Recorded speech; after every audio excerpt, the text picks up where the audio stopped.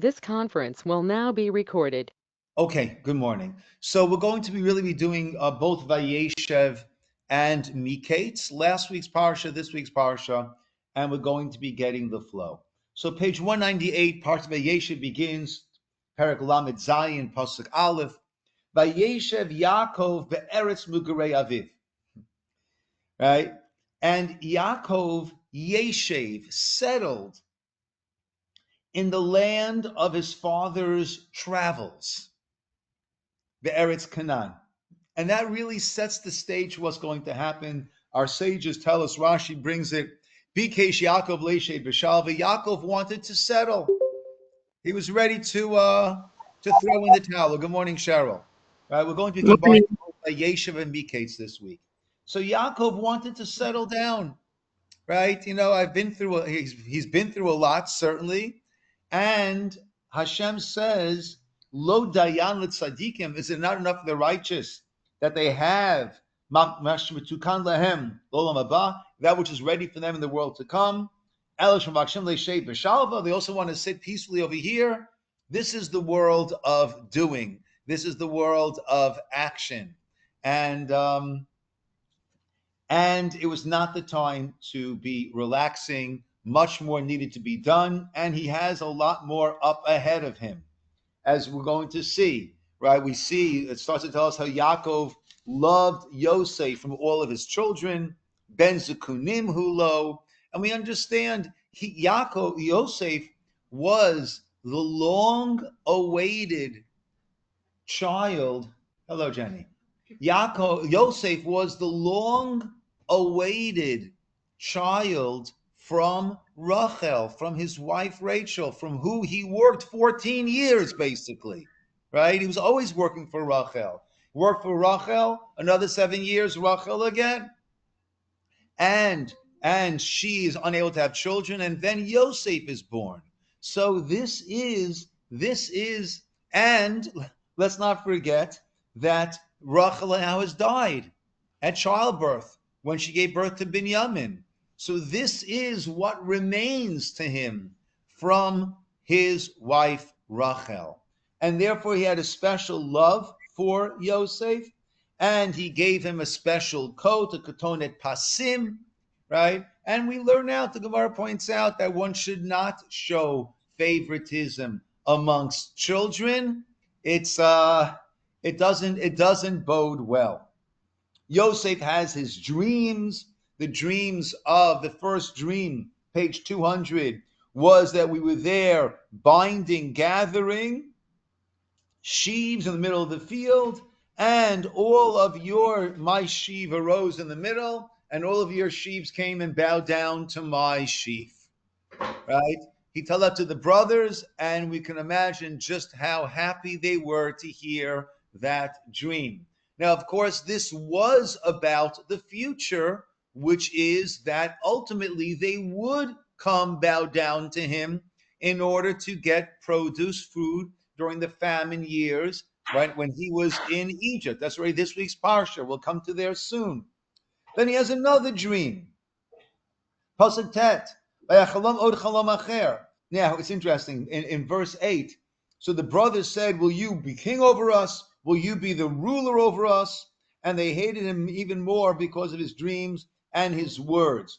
Now, one thing that I left out was that back on page 198, Yosef, Vayave Yosef et dibatam ra'a el avihem. Yosef would bring dibatam ra'a, evil reports about them to father. Okay? So it's not looking all that rosy for the Yosef brothers relationship. Father's strong favoritism. He's the squeal going telling father, and actually he's misinterpreting things and going telling father. And the Torah uses a very harsh word, dibatam ra'ah. The only other place where the Torah uses the word diba is by the spies who were motzi diba. They brought out bad report on the land of Israel. So it's not going well. But what did he say about this? Dibatam is really bad. What did he say about them that was so bad? Okay, so Rashi brings from the Gemara, from the sages, that there were three things that he had misinterpreted and told father his misinterpretation of what was actually going on. And those three things, Rashi says, was that they're eating aver min hachai, they're eating limbs from a live animal, right? But that was not the case. What actually happened, there's a halacha situation called a ben pakua. A ben pakua is a mother animal is shechted, and a pregnant mother animal is shechted, and there is the child, then they open up and the child is alive. Okay, that child is shechted. It does not need shchita, right? So some say that was, whatever the case was, that's one report. The second report was that they were calling the younger brothers, the brothers who were born from Bilhah and Zilpah, that they were treating them with disregard, calling them avadim, like slaves, servants. And also he said that they were not careful when it came to morality, with other women. These were all misinterpretations. And in fact, Yosef was tested by all of these. He himself, you want to say anything, Aaron? Where is it deducted from that he said those things? Because on the surface, I'm sure it's not. It seems like Arbitrary. we or the smart ones, they just come up with things and then it becomes the law of the land. Good question. Let me take a quick look at the Sifrei Chachamim.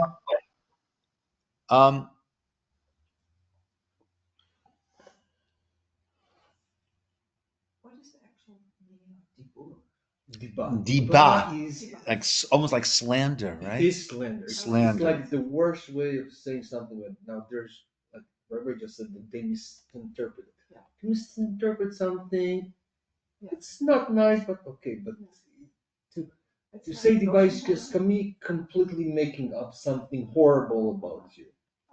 I'm going to go. Disinformation. One moment, That's please. really what it is. disinformation. That's what I would equate it. Oh. Disinformation is when you knowingly come up with something bad and put it out there, which is the worst thing. Of course. There's So misinformation, which means that you're repeating something that's incorrect, but at least you're as ignorant. You heard Right. it, and you can pass on the gossip. Yeah. But if you set up from the get-go, if I want to destroy you, and I come up with this, I really make it up. I say that you drink baby's blood. Yeah. That's the God. So that's from the spies also, the bad report. Yeah. Although that's not quite right. And I Because agree. I that's think an it's interpretation on their part too. right. However, at least in that context, first of all, we see where they actually said it, so it's factual.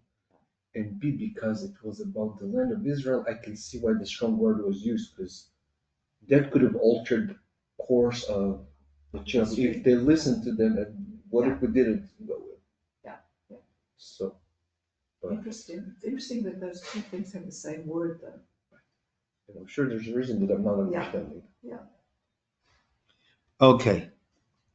So he asked the question, Minale Rashi. I have the Sifrei Chachamim here, who's one of the commentators on Rashi. How does Rashi get that it was these three things? So Rashi himself answers that because we find that these three areas were areas where Yosef was either subjected to, I should say, or that. So Rashi goes on to say, right? He said that they were avadim. He said that they were calling the younger brother slaves. What happened to him? He was sold as a slave, right? He said that they were suspect when it came to morality. He was tested by the wife of Potiphar when it came to morality. He said that they were not careful with shchita, well, we'll soon see when they sell Yosef, what do they sit down afterwards? They shecht an animal and they have a meal, right? So even at a time when they were certainly on edge, they took the time. That's one approach. Also says,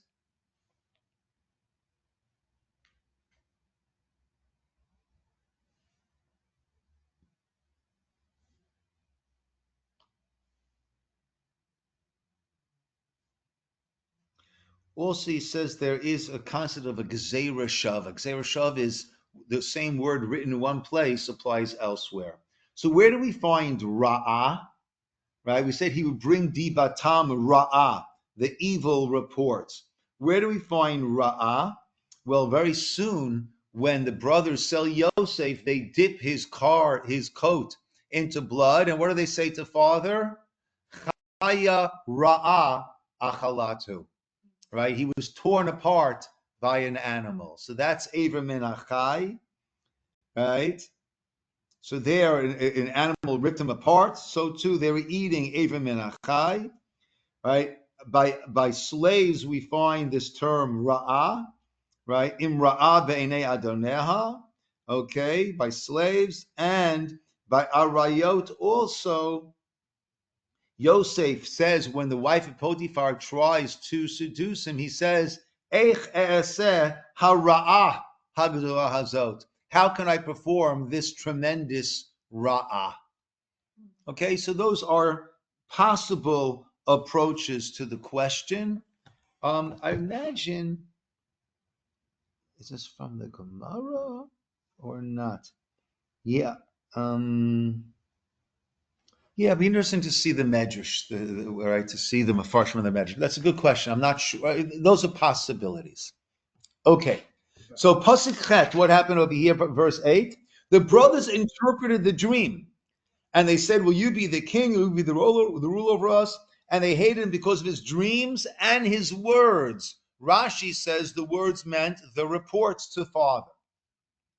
Pasuk 9, page 200, he had another dream. And he told it to his brothers. I had another dream. Sun, moon, 11 stars bowing down to him. They're bowing down to me. The brothers did not interpret the dream, right? We say that a dream follows this interpretation. They said, we're not going to interpret this one also. You got us last time. So what does he do now? And he tells it to his father and to his brothers again. And his father rebukes him and says to him, Hamaloch, what is this dream that you dreamt? Will I and your mother and your brothers come to bow down to you? The brothers were jealous. Ve'aviv shamar et hadavar. But his father kept the matter in mind. Rashi brings famously, the father was waiting for this to happen because he envisioned, some say that the coat, the special cloak that he gave Yosef was a cloak of leadership, that he would be the leader amongst the brothers. Keep in mind, he was a Bechor of sorts. He was the 11th son to be born, but he was a Bechor of sorts, a firstborn of sorts, as he was the first son born from Rachel, from Rachel. Okay. Then what do we find? The brothers went to graze their flocks in Shechem, and Yisroel says to Yosef, your brothers, take a look at that verse. Halo achecha, verse 13. Behold, page 202, your brothers are shepherding in Shechem. Lecha, go. Eshlecha, I'll send you to them. And he says, Hineni. Here I am. Where else do we have the word Hineni? Pretty recently we had Hineni. That's later. Earlier, by the Akedah.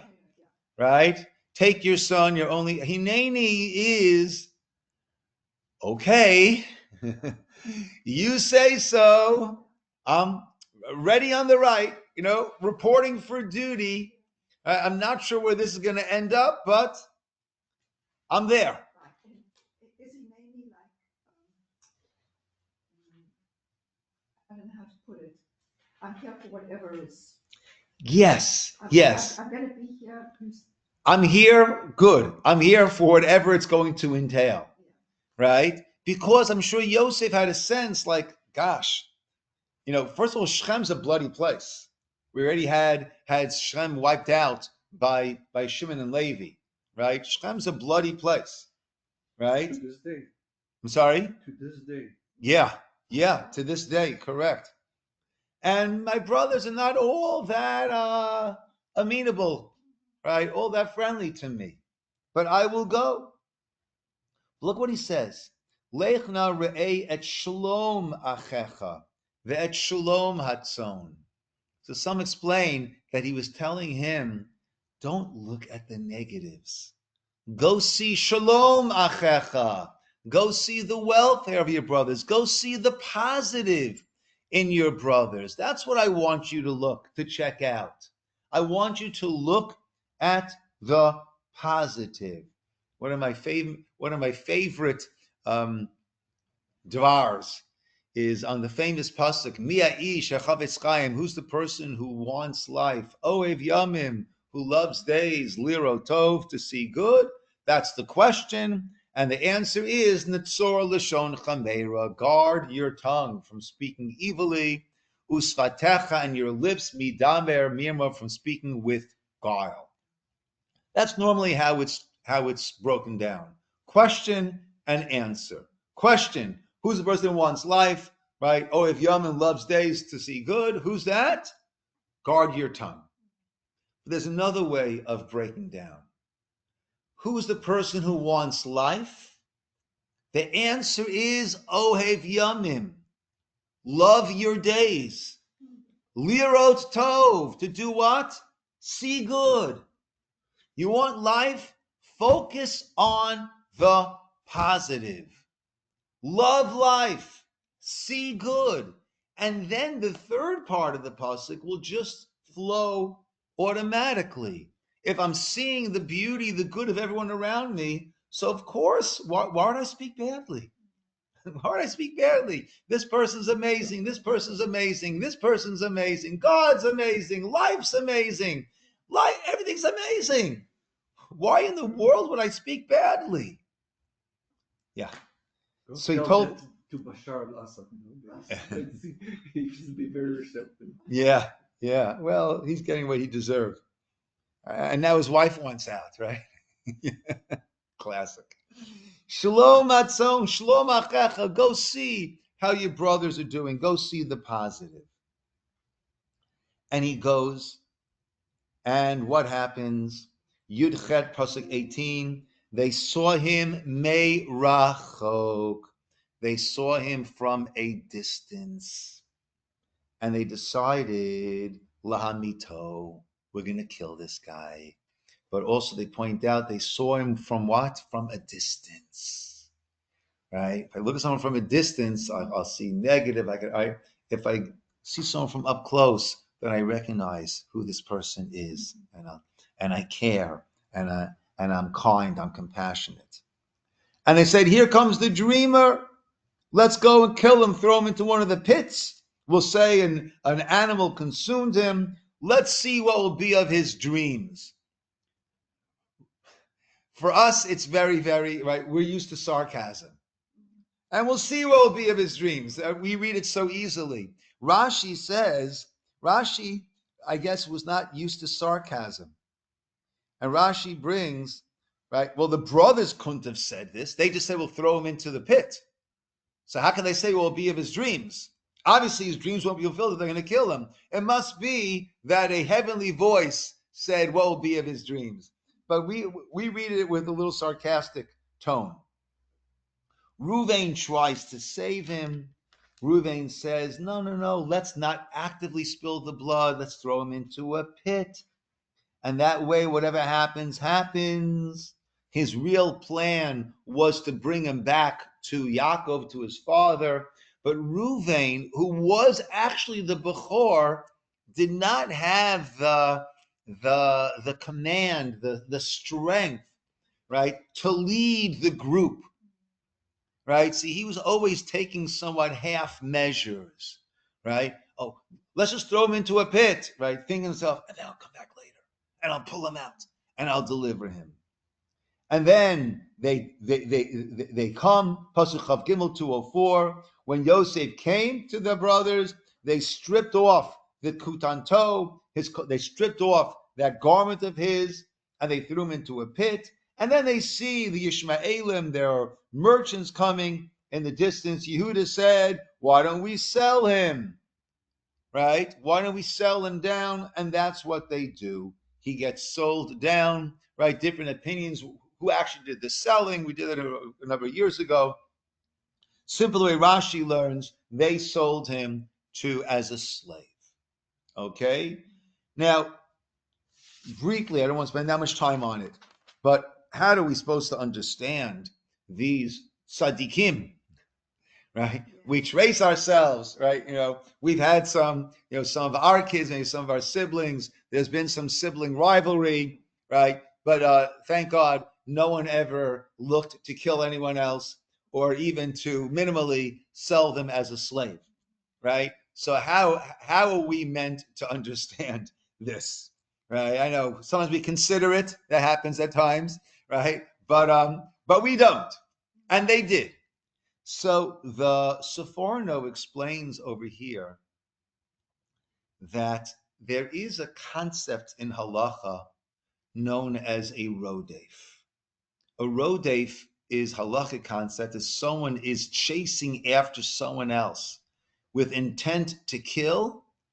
So then the person who's being chased can turn around and kill that person, or anyone else can prevent that by, if necessary, and that's key, if necessary, by taking the life of the person who is doing the chasing. They looked at Yosef and they said, this man is a rodef. Not in a physical sense, but in a spiritual sense. Look at our family history. It all began with Abraham. And there was Yitzchak and there was Yishmael. Yishmael was banished, so to speak, and the lineage flowed through Yitzchak. Yitzchak had two sons, Yaakov and Esav. Esav was pushed aside, and the lineage flowed through Yaakov. Now Yaakov has 12 sons. And here is one son trying to banish us, trying to get Father to curse us, trying to get Father to push us away. Right? He's trying to turn us into an Esav, us into a Yishmael. And therefore they said, the Gemara actually says that Gadol hamachtio yoter mehargo. Greater is the one who causes someone else to sin than killing. So he said we have to remove him, right? He's trying to destroy our family. Yehuda said, yes, but we can just do that without killing him by removing him. And that's what they did over here with Yosef. And Yosef is sold down to Mitzrayim. We have the interlude that we're not going to go into right now with Yehuda and Tamar. And now Yosef is brought down to Mitzrayim. He is acquired, and he's working in the house of Potiphar. And and he rises to the top. He's in charge of everything at the house. This is a person, no matter what the situation, he rises to the top. Page 214. Vatisa, verse 7. The wife of Potiphar lifted her eyes towards Yosef and said to him, lie down with me. Sleep with me. Vayima'ain. Interesting. On the word Vayima'ain, there's an interesting trop. It's called a shalshelet. We only have that 3 times in the Torah. And the way the trop goes is, right, the usual trop is it flows. Vayi achar dvarim ha'ele vatisa ish Adonai et hinel Yosef v'tomeh shichva imi vayima'en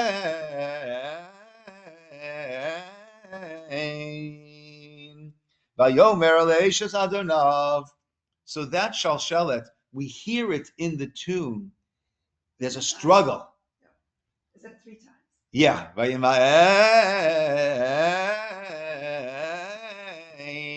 We hear that he's being pulled in 2 directions. But he refused.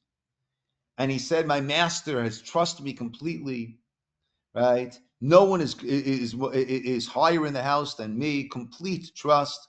The only thing that he held back from me is you. You are his wife.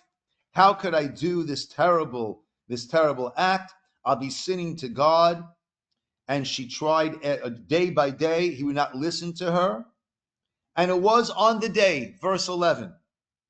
There was a certain day, Rashi says that it was a day of their holiday, right? And everyone was going to the house of idolatry. She called in sick because she had other plans. Yosef came to the house to do his work. No one else was there in the house. Page 216. Vatitpesehu bivigdo. She grabbed him by his garment. Lamor saying, Shichva imi, sleep with me. Now, very interesting. We had Yosef in his garment not that long ago, right? He had the garment that was pulled off of him when the brothers threw him into the pit. And here, talk about PTSD. Here now, she's grabbing him by the garment. Now,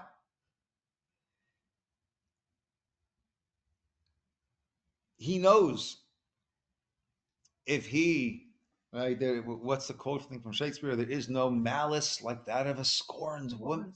A woman scorned, right?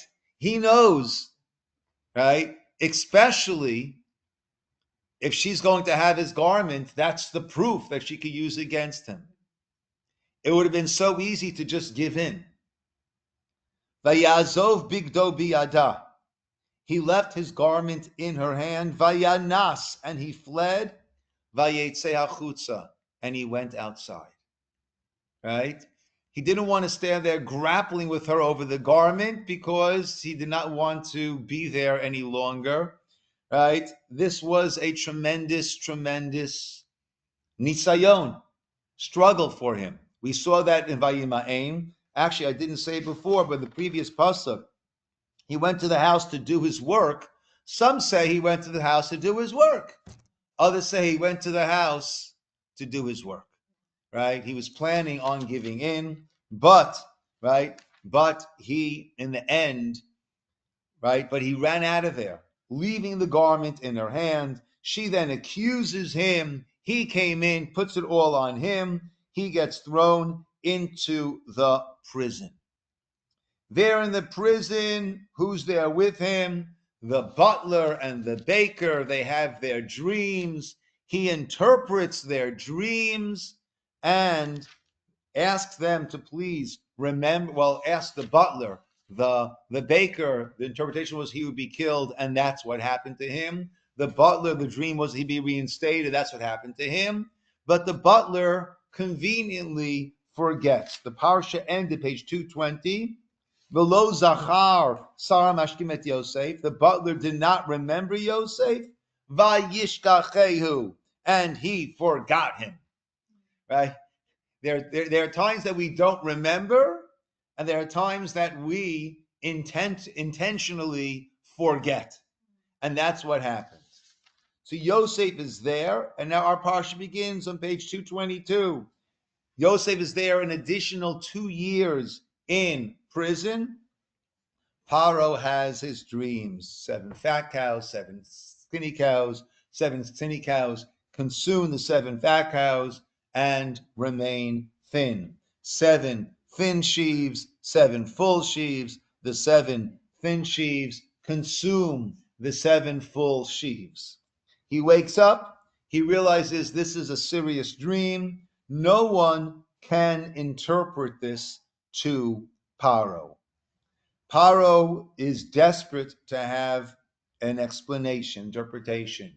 Now the butler is getting nervous because if he won't speak up, Paro might end up hearing that he had his dream and the baker had his dream, and it was interpreted by a fellow who's there in the prison. Why didn't you tell me that there is an interpreter of dreams there?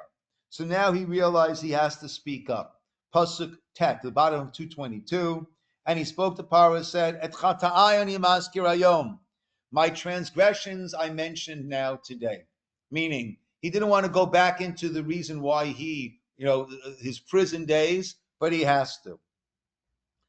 Paro got angry to his servants and put me into the prison, I and the baker, and we both, page 224, we both had dreams, and there was there a nar, a lad, Ivri, from across, Eved, a slave, L'sar Tabachim. We told him our dreams, and he interpreted the dreams correctly. And Paro sent for Yosef, and they rushed him. Vayeritzu. Look at that pasuk, page 224, pasuk Yudalid. Paro summoned Joseph. Vayaritzuhu min habor, and they pulled him out from the bore. Now, the bore means the prison. That's where he was. I'm sorry? It means a pit. Yeah, and that's where a be'er would be the well, a bore is a pit, and that's where the brothers had thrown Yosef into a bore.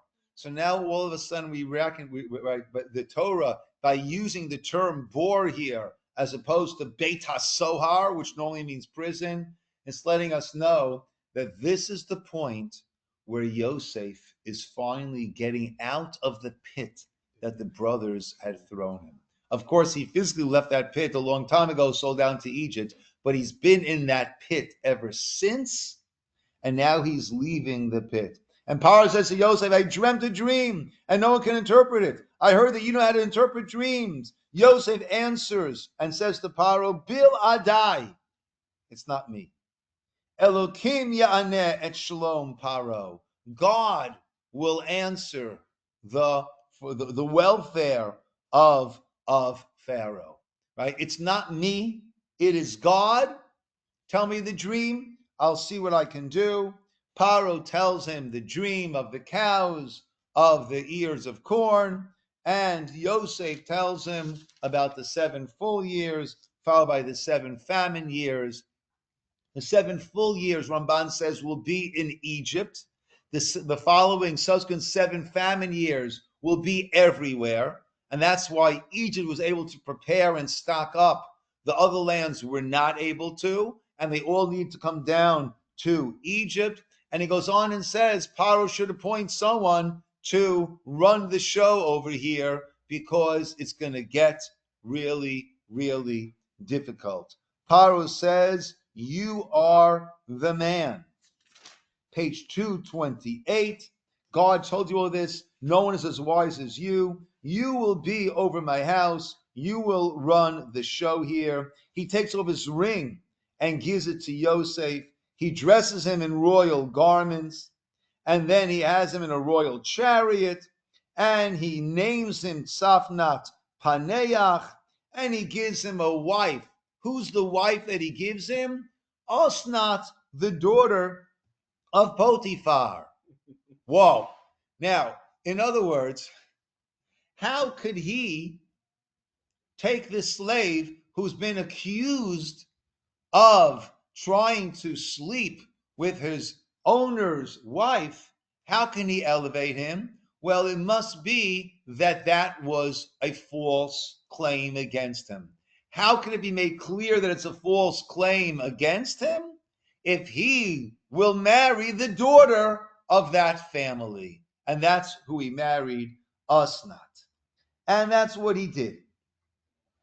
Yosef was 30 years old. He's now in charge, and everything is going well. Page 230, Yosef, Pasuk Nun 50. Yosef had 2 sons who were born to him, right? Who were they? He called the oldest one Menashe. Page Pasuk 51. Why? Kinashani Elokim to call Amali. God made me forget all my hardship. That call Beit Avi. and of my father's household. And the second one he called Ephraim. Why? Ki Ephraim Elokim be'eretz anyi. God made me fruitful in the land of my suffering. And then the famine years begin, and people start coming from all over. And finally, at the bottom of page 232, what happens? Yaakov sends his sons, 10 sons, not Binyamin, sends his 10 sons to Egypt in order to get food there.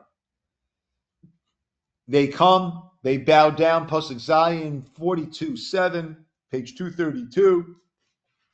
Vayavo Ache Yosef, the brothers of Yosef came. Just one second.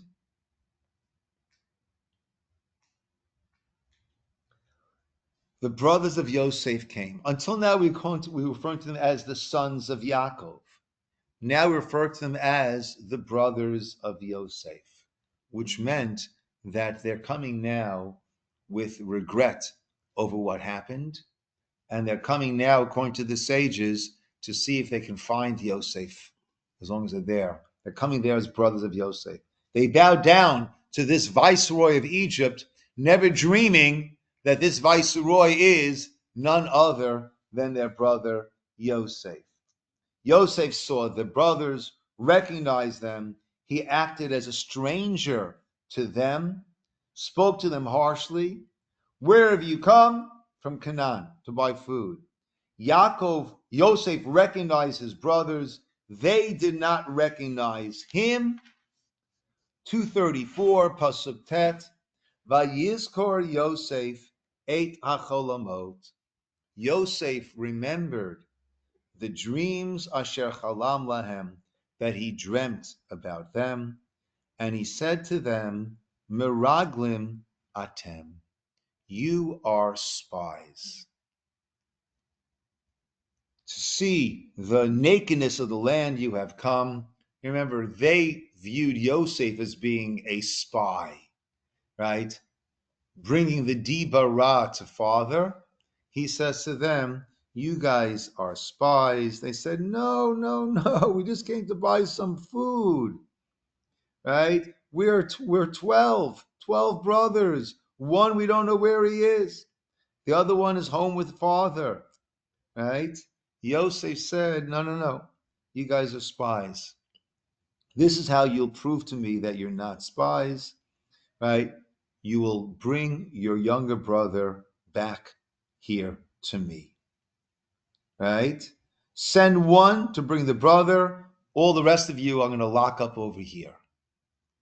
They're all locked up for 3 days. Then he says to them, you know what? This is what you can do, right? If you're truthful, one of your brothers will stay here. Everyone else go back with food. Bring back your this younger brother that you claim to have. And that's what they did. Okay? He sends them back. He puts the money back into their bags, right? They think it's a setup. They don't know. They come back to Yaakov. They tell Yaakov the whole crazy story of what was happening over there, right? And we got to go with Binyamin. Yaakov says, I can't send Binyamin. If I lose him, I will die. Yes. I'm assuming that the missing brother is Yosef. Yeah. Why would they even bother to bring him up? As far as they're concerned, he's long gone. Yeah. And Yaakov actually says that to them, right? Just one second.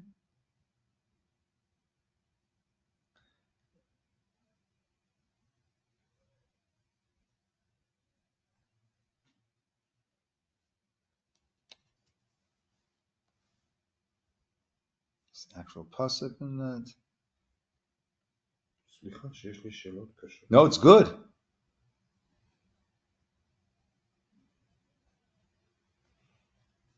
Yeah, I'm not sure the actual pasuk or right.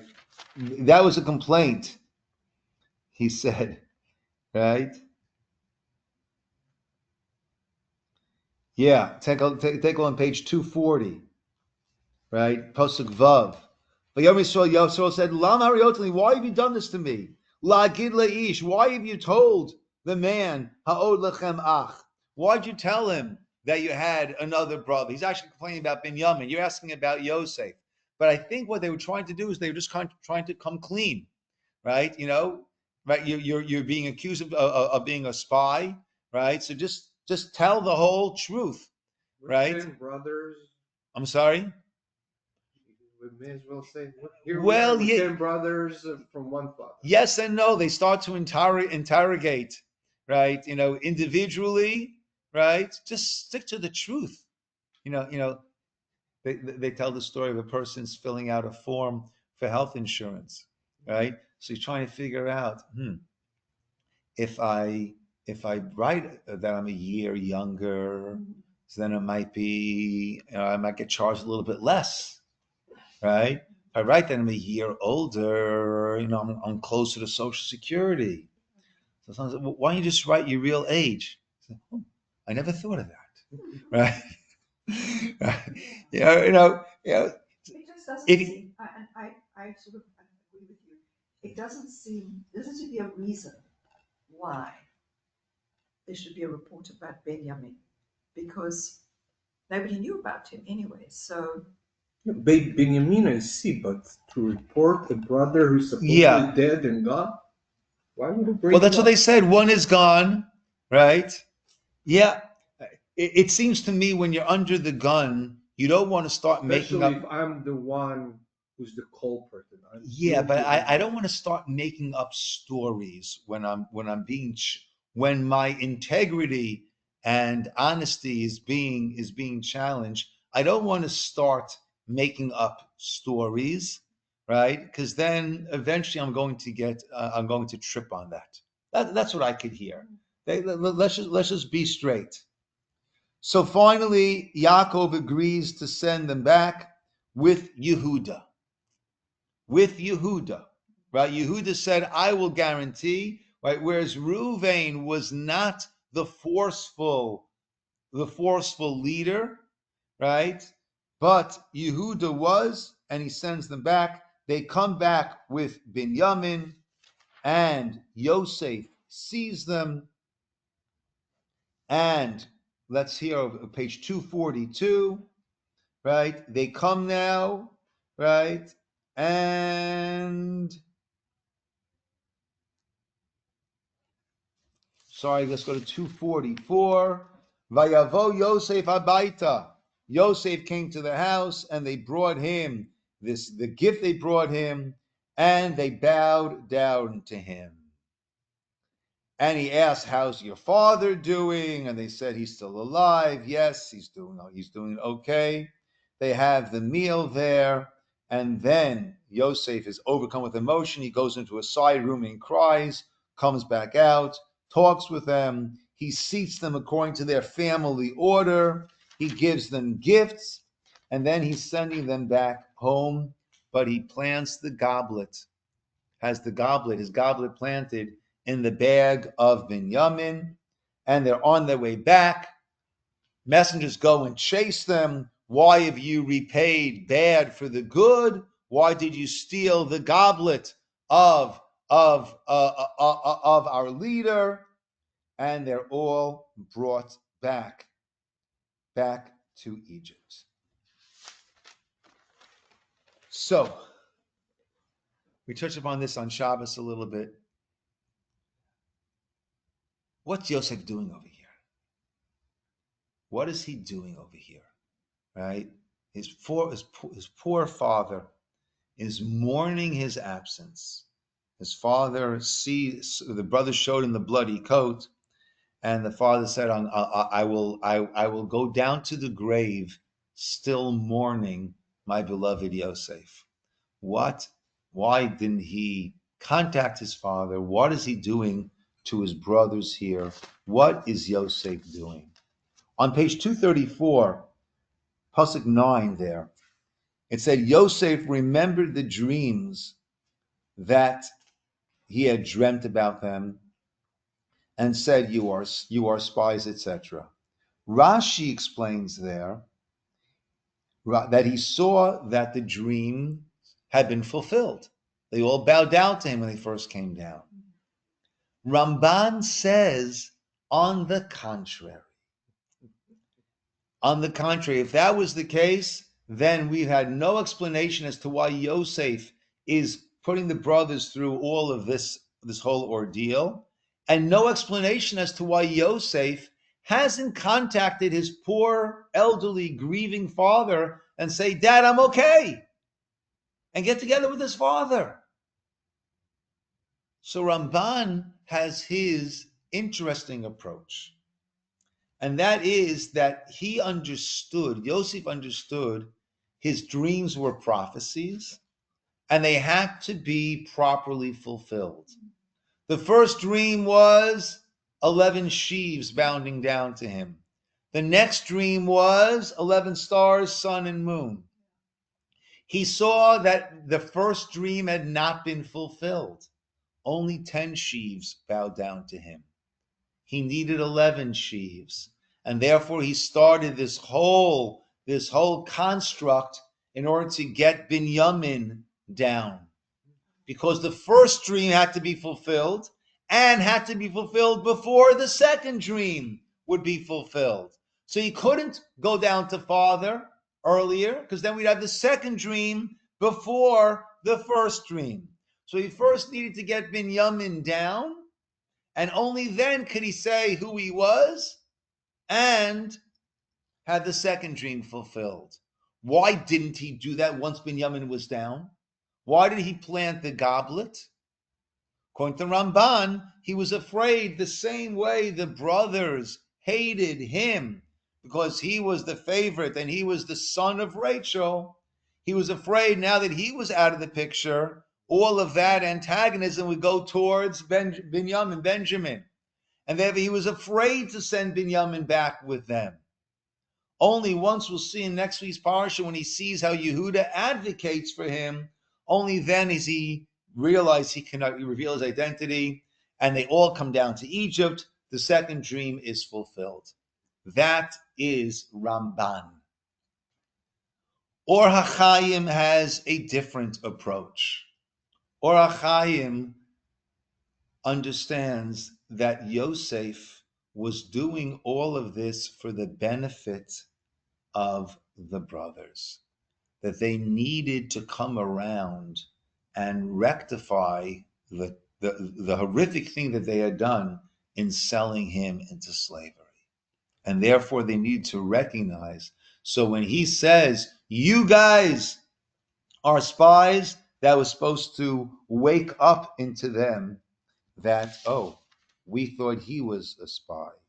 When he puts them into prison, then they'll think, oh, what we did. And in fact, on page 236, they start to second guess themselves. Take a look, 236, Pasuk 21, 42:21. One man said to another, we are guilty concerning our brother, that we saw his pain when he pleaded with us and we didn't listen. That's why all of this is coming to us. Reuven said to them, I told you so. Amarti alechem, didn't I say to you, don't sin against the lad? And you didn't listen. Now it's his blood that is being avenged over here. They did not know that Yosef was hearing all of this because there was an interpreter between them. Yosef hears this, he turns away and he starts to cry. So that's what Yosef wants them to come around to realize their mistake, what they had done. But it's not enough. What he does, though, is he serves Binyamin to them on a silver platter. Right? You had to go and sell me. You don't have to sell Binyamin. It's done for you. It's all arranged. Look, he stole the goblet. As far as the brothers know, I guess he did steal the goblet. He stole the goblet. Therefore, he'll be a slave to me. The brothers need to say, okay, thanks for taking care of our work for us. You've done it all for us. Great. but they go and they start to defend Binyamin. And that we'll see in next week's Parsha. And that's when Yosef knows mission accomplished. The brothers have come full circle. I have restored the integrity of the brotherhood of our family. So those are the two classic approaches. There's another approach, which is a fascinating approach. And that is, I mentioned this on Shabbos. Let's look back for a minute to page 200, 202. One of the problems or the challenges that we have is that we assume everyone in the story knows what we know. But that's not the case. If we read the story, just the psukim, let's view it from Yosef's perspective. Yosef told the second dream to his father and brothers. What did father do? Rebuked him. What are you doing? Am I, your mother, your brother's going to bow down to you? That's the last thing that he heard from his father. You, Yosef, are destroying the fabric of our family. What happens? And the pasuk says his father guarded it, looked forward to it happening. But Yosef didn't know that. Then what do we find? The brothers are shepherding.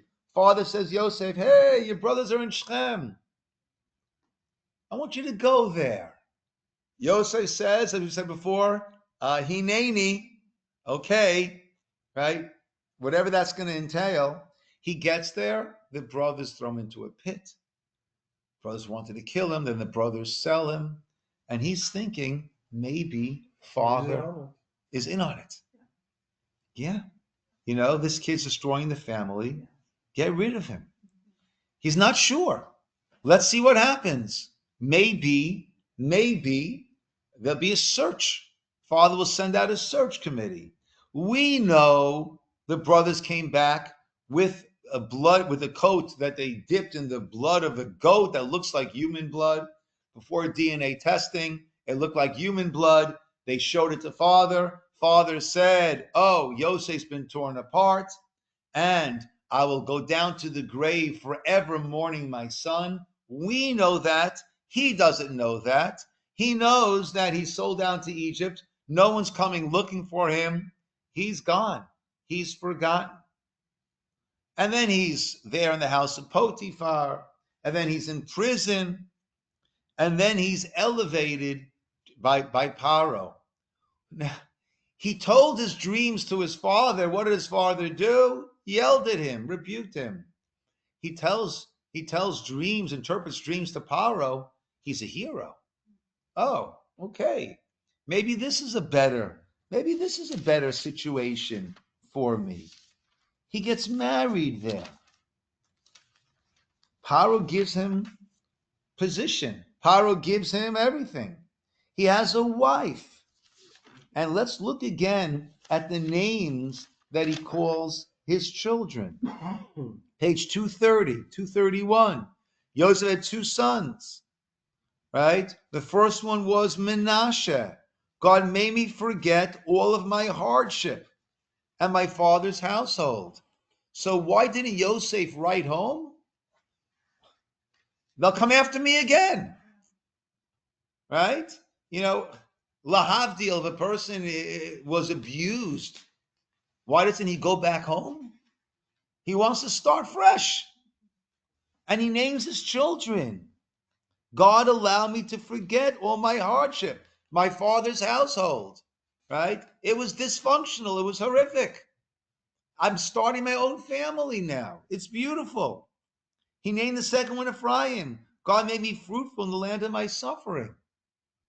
Right? Why isn't he giving away his identity to his brothers? They might try to kill me. I don't want anything to do with these guys.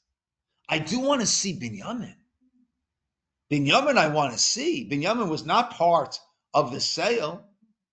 Binyamin is my full brother. I've been dreaming about Binyamin. So I want to see Binyamin. But that's it. And I want to keep Binyamin with me for safeguarding. But then, next Tuesday, that's when things, next episode, that's when everything's going to change. And according to all of these interpretations, there's going to be that turn. Yes? How is Menashe forgetting Hebrew? Nashan. Please repeat the question. Okay. Please repeat the Yeah. question. He asked, how is Menashe, right, forgetting? Right? He was ki nashani Elokim at kol amali. I think in modern Hebrew, nashani is like I've been removed from. Is it? Familiar. I'm not That's sure. what I'm asking. I'm not sure. The Targum says, all right, in shiyani Hashem yat kol amali. I think linashot. I'm not sure. I'm not sure on the etymology here, but it's clearly a removal from, right? From the context, it's clearly, right? I'm moving on, right? I'm able to leave that behind, right? And yeah, Nashani Elokim. Yeah, I'm not sure about the etymology on that, right?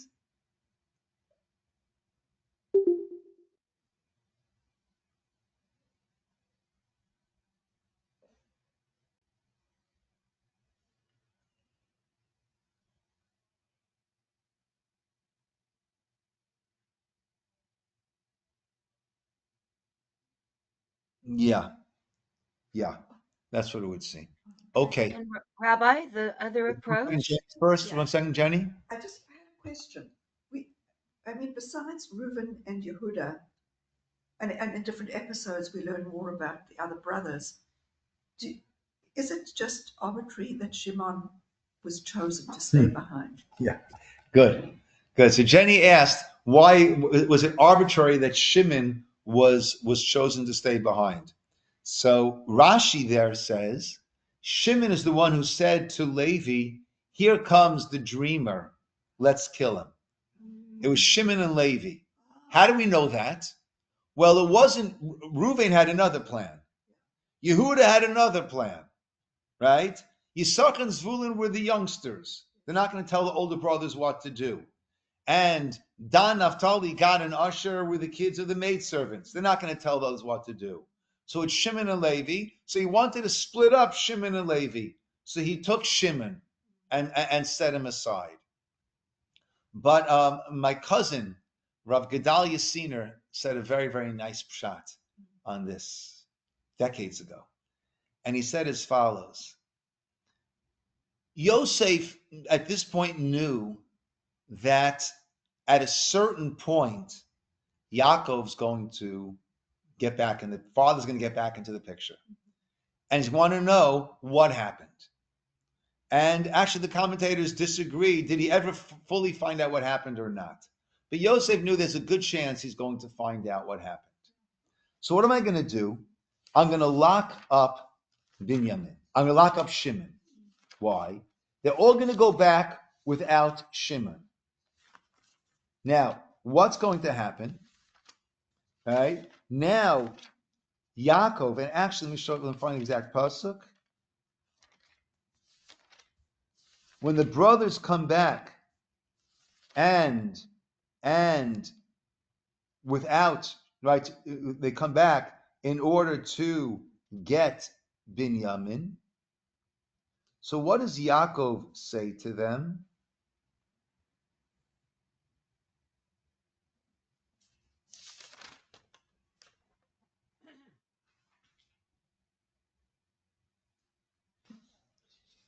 I'm not finding the pasuk right this second.